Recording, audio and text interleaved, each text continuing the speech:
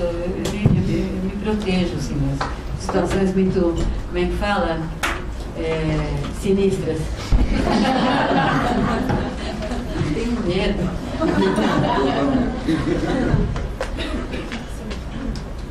O que você queria falar? Eu queria dizer. Como é teu nome? Rodrigo, o Rio de Janeiro está no coração de uma discussão estética política alucinada. Opa. Que é a história do choque de ordem. Que é um que é? Choque de ordem. Choque de ordem. Então foi criada uma secretaria da ordem urbana que o núcleo dela vem de uma comissão de ordem urbana que tinha na Assembleia Legislativa, que era uma deputada do Partido Verde que presidia. Isso é muito interessante. Uma coisa, as bases, uma jogada de tem uma confusão entre ecologia e higienismo agora na cidade, mas não é só isso não. E aí tem uma coisa muito doida que é o seguinte, é perseguir camelô, entendeu? É fazer um esquema de vender, de padronizar as barraquinhas da praia, entendeu? Então, por exemplo, aquelas barracas de vender, que é uma coisa super legítima, que cada carioca escolhe uma barraca, é amigo do barraqueiro há anos, amigo do barraqueiro há 30 anos. Vai homogeneizar tudo. Então o barraqueiro só pode vender, alugar umas barraquinhas, tem umas que são todas amarelas, depois outra parte da praia não são vermelhas. Ah, não é verde e amarelo. Não, ainda menos isso, né? E várias coisas, que é uma discussão que atravessa totalmente o político estético, né? Algeriza o camelô, né? A coisa do ambulante, né? Assim, algeriza a alteridade, né? Algeriza a alteridade. Passa por tudo isso. E aí também tem a coisa dos UPPs, né? Das favelas. É tudo muito ambíguo, de alguma maneira. Por que das favelas? Por quê? Não, as unidades de pacificação. As unidades de pacificação. Que tem, por exemplo, proibido o baile funk. A Anabela não falou, né? Ela tinha que ter falado. A Anabela sabe de tudo isso e mais um pouco. Dá uma aula no parque, essas coisas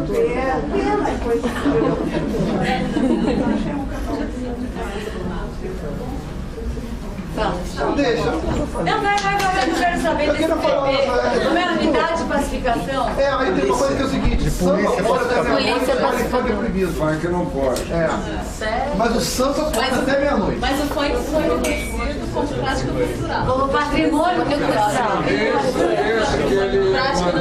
Desde que ele seja pasteurizado, higienizado, que não fale facções, não fale drogas. E que as meninas usem calcinha. Pois é. Agora, E você, Sheila, o que você acha da situação? Como é que você está vendo? Como é que você está vendo? Tem que falar no microfone?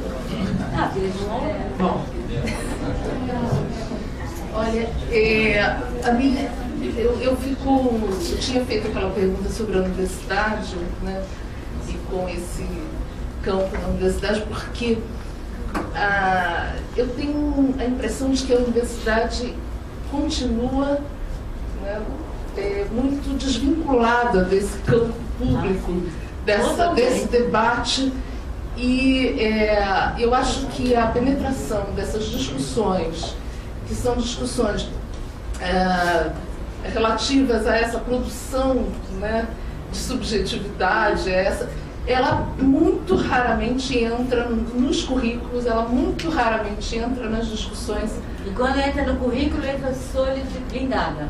Pois é, e isso é o que me parece mais difícil, né, de criar essas ranhuras ou essas possibilidades, né, que sejam mínimas, mas que a gente possa tentar fazer. Eu acho que esse espaço aqui, hoje, essa quantidade de gente me surpreendeu muito, eu achei interessantíssimo e muito bom, porque eu acho que é isso que a gente está pensando, que eu acho que precisa acontecer, né? Esse debate, essa discussão, e sobretudo que a universidade se abra para todas essas discussões. Mas acho que tem que existir na universidade, acho que o pensamento não está na universidade mais. Você acha que eu não?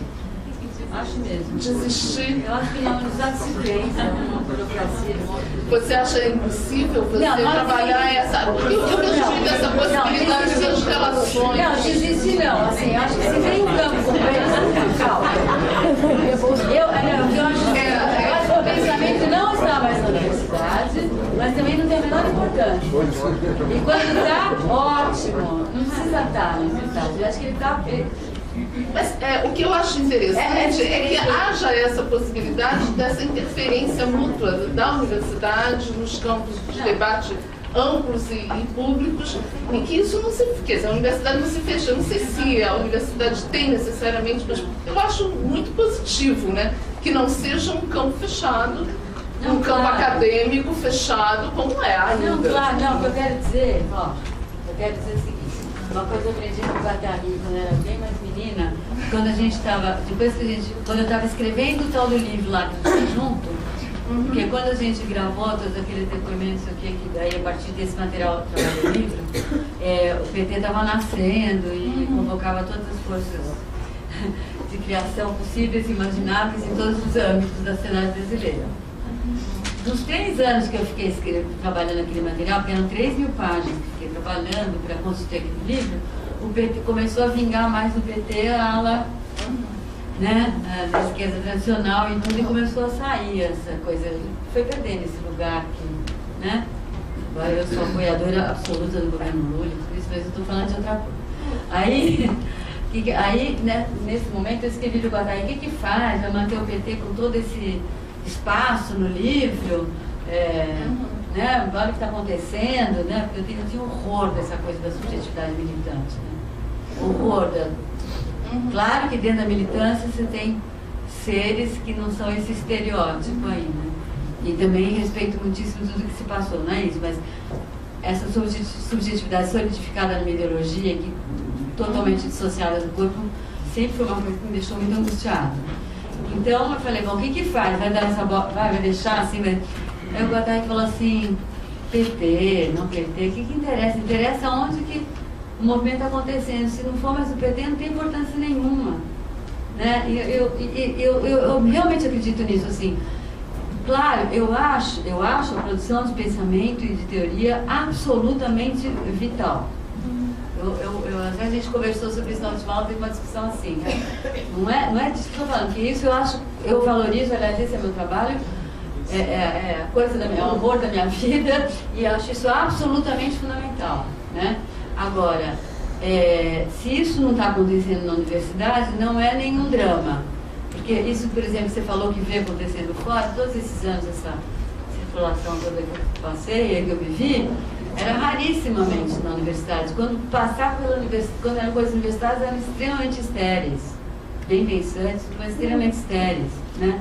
Então, assim, mas quando tem um oásis, um campo onde isso está acontecendo, porque é sempre assim em qualquer campo, não só na universidade, quando junta ali, tem uma conjugação de forças ali que começa a acontecer, daí é maravilhoso. Isso que eu falei, aquele negócio está, nossa, é totalmente esdrúxulo. Eu, o Peter, o Orlando e a Denise Santana dando diploma de psicólogo clínico para os artistas. Mas pouco importa, porque sei lá que está acontecendo, então tá ótimo. E olha que lá a gente tem esse campo, eu estou lá há 30 anos e esse negócio não morre, porque já deve ter acabado há muito tempo, né? Agora, especialmente, tem um grupo muito bom lá, então cada novo grupo, eu imagino que o que vocês estão agitando aqui é parecido, mas, assim, não faz mal se não for na universidade, o que não posso parar de pensar, né? E o que eu tenho visto, porque agora, ultimamente, eu descobri o negócio da educação à distância, também é outro ângulo de caroço, mas eu estou ligada ao pessoal lá da Universidade de Juiz de Fora, da Federal de Juiz de Fora, que o programa de educação à distância lá tem uma outra...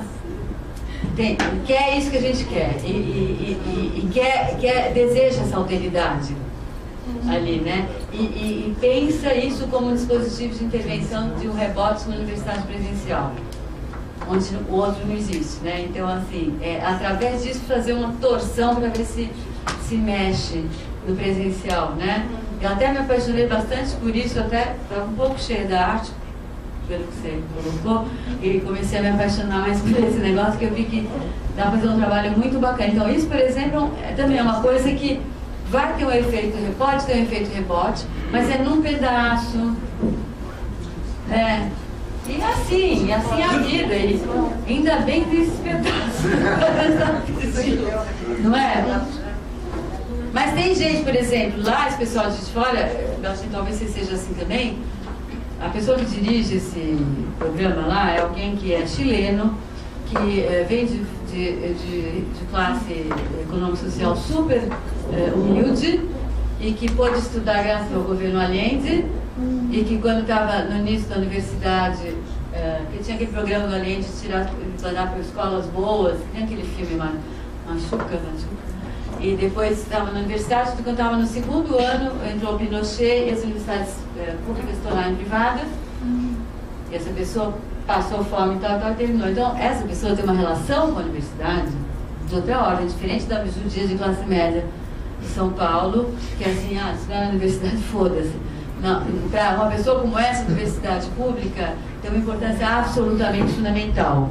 Então, tem que intervir mesmo na universidade pública que ela aconteça. Então, são também só histórias de vida. E aí, isso eu concordo completamente. Eu admiro essa posição, quero colaborar totalmente. É diferente da minha relação com a universidade, mas eu adorei essa postura em relação à universidade pública, mas que também é diferente de uma visão ideológica de classe média sobre a universidade pública. Sei lá, então, o importante é criar territórios onde o pensamento aconteça. Isso de criar, isso não está acontecendo na universidade, criar outros territórios, que eu te falei que a gente lá em São Paulo está querendo inventar um negócio lá, não sei o que vai dar, mas você tem que criar lugar para não só para estar pensando, mas para estar autorizando, não no sentido de polícia, né? Para estar criando um polo de atração para isso que está surgindo, que é diferente da identificação. É que nem a pergunta do Ferreira Ocular, lá quando perguntaram, é tão forte a sedução disso, se você não tem territórios que contrabalançam, poderosos de pensamento com isso, tem uma tendência da subjetividade a se deixar engolfar mesmo pelo tititi todo, né? Cara de classe média, nunca saiu de São Paulo, de repente janta não sei onde em Paris, já pronto, sabe? Vai de primeira classe, nossa, sabe?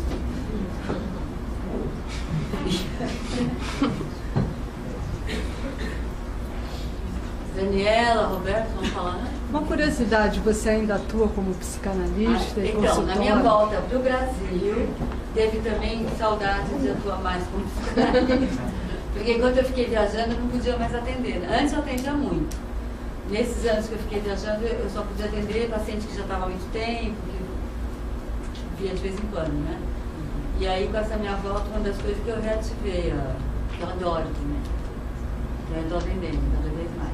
Você consegue conciliar, assim? Consigo. Não, pra mim tá tudo junto. Não tem... A mesma coisa que eu tô fazendo aqui é o que faz lá de outro jeito, porque são diferentes atividades em torno da mesma coisa. Eu vejo assim, sabe? E tem... É mais artista que me procura.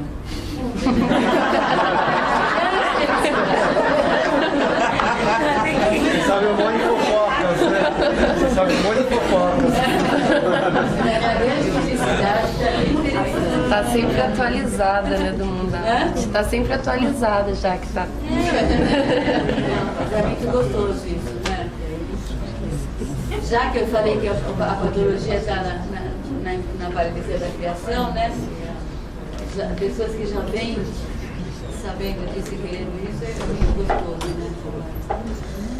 E é gostoso acompanhar as obras, mostrar o processo. Eu acho que, né? Os sintomas da universidade, né? A paralisia da criação, né?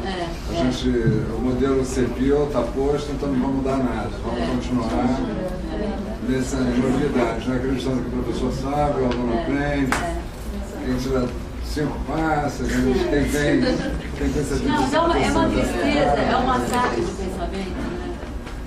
Lá no núcleo, basicamente, o que a gente faz, não sei se vocês concordam, a gente não fica transmitindo muito conteúdo, não, de indicação de programa. O que a gente faz é ter um campo onde é possível estar pensando e a gente pensa junto. Politicamente, com um grupo de alunos que está no momento. Legal esse tratamento. É gostoso. Vocês têm um grupo de pesquisa aí que faz assim. seria bem errático, né? Um grupo de pesquisa, né? Se auto-intitulado Janisíaco, né? Seria interessante, se embora procurar uma carta, por exemplo. Vamos, né? Agradeço.